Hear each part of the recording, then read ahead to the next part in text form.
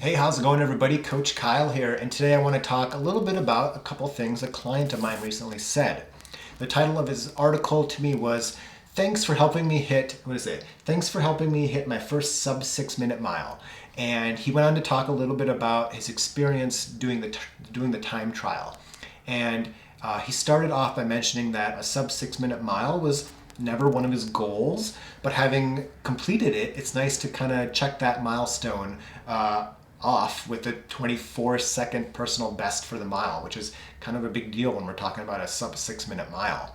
One thing he mentioned was that his cadence dropped over the course of the time trial, and he could feel his legs were slightly tiring and the muscles didn't quite fire like they did at the beginning of the run. And he was wondering if there was something that he did wrong or if this was normal to notice his cadence or how many times his feet hit the ground, the step rate, if it was normal to find or see that decrease, and if it was normal or if he did something wrong potentially in that he noticed some fatigue in his muscles. And I said that the drop in cadence can typically be expected with fatigue over a single mile, a full 5K, or a longer, even a marathon, high effort run.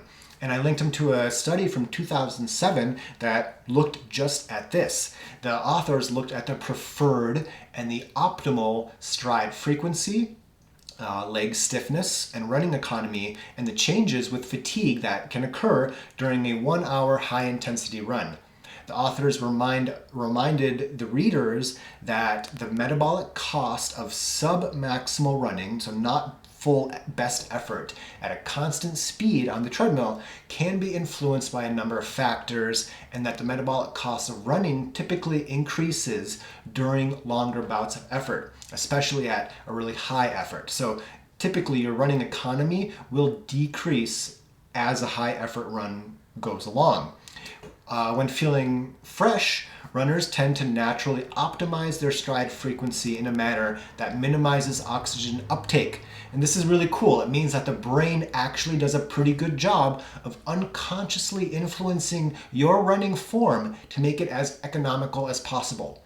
One objective of the study was to determine whether this happens when fatigued as well. The authors also wanted to look at leg stiffness to see if that can change, and they hypothesized that all the runners, or that most of them probably, would decrease their stride frequency and stiffness with the onset of fatigue, while at the same time the body was still optimizing these characteristics to minimize the loss of running economy.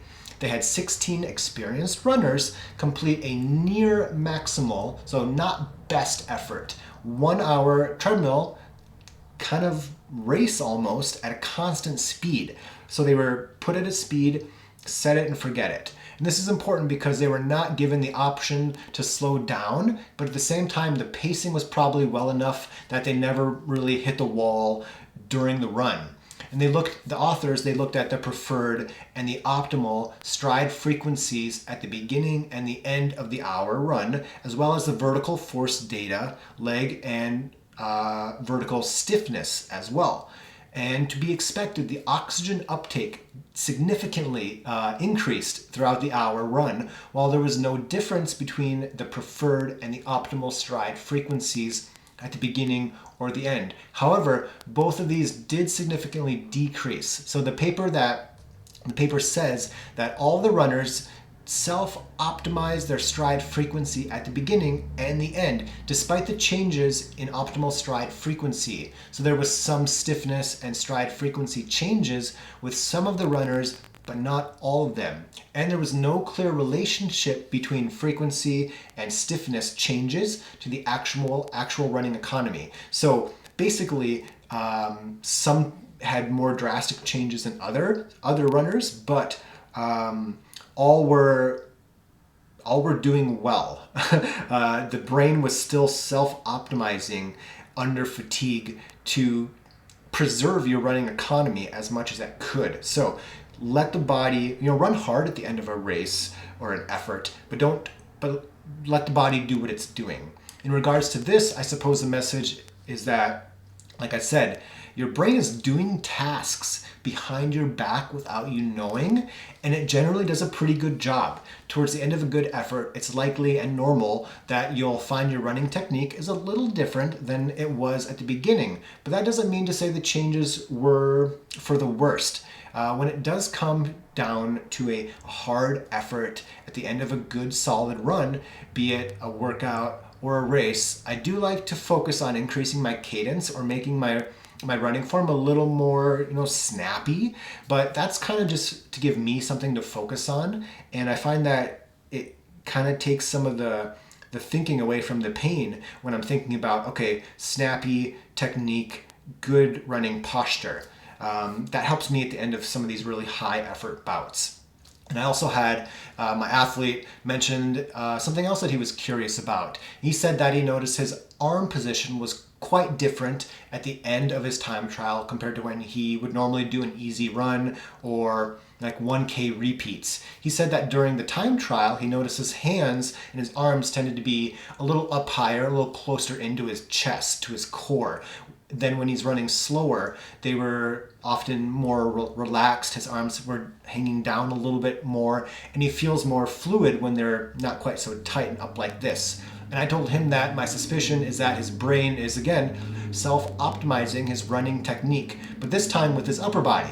And I've read that some research or studies have shown that a longer lever arm, such as having your arms hanging down a little bit more, does take extra energy to swing them than if they're up higher. And especially if you're running at best effort mile time versus 1 mile repeats at 10K to half marathon pace, your cadence might be higher and faster, and your upper body has to move with your legs. So if your upper body has to run at a higher cadence and faster, it's going to be easier for your upper body to keep up with that if your arms are a little more snug, more tight in versus hanging down lower. So again, the body might be doing some things on its own that you didn't realize were happening or were beneficial, but they're there, it's happening, and typically it's for a good reason.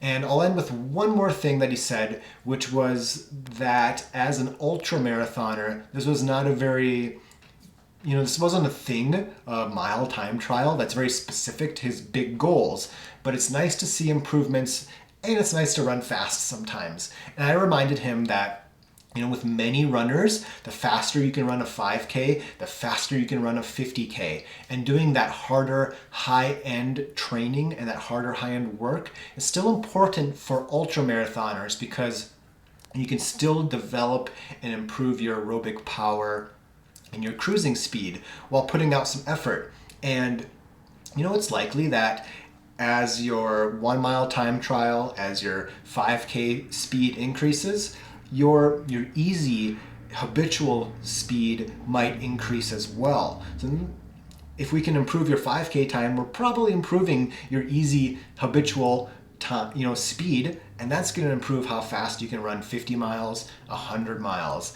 And he said that this is funny, he said that he's not sure which is harder, the mile time trial or a 40-mile ultra marathon. And it was kind of good to hear that he got some satisfaction out of this run and that he enjoyed running fast, and he did a good job. And it's fun to run hard sometimes. It's fun to really just crank it out sometimes. So as always, if you have any questions or comments or experiences related to this subject, I really hope you let me know because I love reading what you guys have to say. And as always, and this is coming, you keep running, I'll keep coaching. Talk to you later.